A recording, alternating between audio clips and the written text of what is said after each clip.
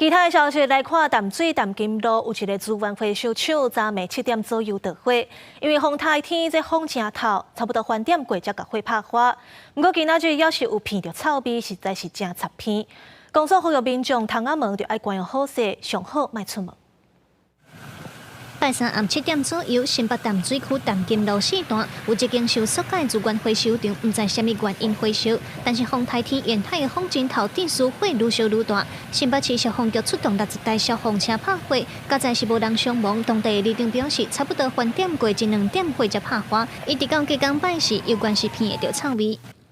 镜头来到这个淡水街啊，会当看到目前的风雨是一阵一阵哦，但是无一定讲当时会开始佮有大风大雨的情形啊。嘛会当看到这规条街啊，其实零零清清，无啥物人，而且所有的店家嘛拢差不多是关店的情形哦。但是因为即届的风台佮拄当大楼，嘛惊讲会有海水倒击的情形哦，所以店家伫咧因的店门口，有那是有贴一寡沙包来预防。新北市拜四是停班停课的第2天，我淡水河的店家多数拢无开店，不过也是有一寡民众甘愿冒风雨出门，有的蹛外县市来散步看淡水河，甚至也有民众专工蹛别位来钓鱼，互人看到是感觉真危险。风那天较无人来钓，我来钓吼，几率比较高，因为没有跟我竞争嘛。你会反而讲危险无？危险应该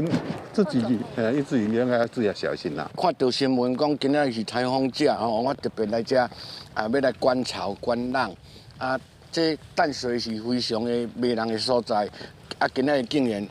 街上一人都没有。根据中央灾害应变中心的统计，风台警报发布到今已经第5天，海委会已经伫咧全国的海边抗离5000多人，嘛呼吁民众为着家己的安全，唔通搁到海边啊，还是溪水边，避免发生意外。记者卢尚如、郑俊尧、新北报道。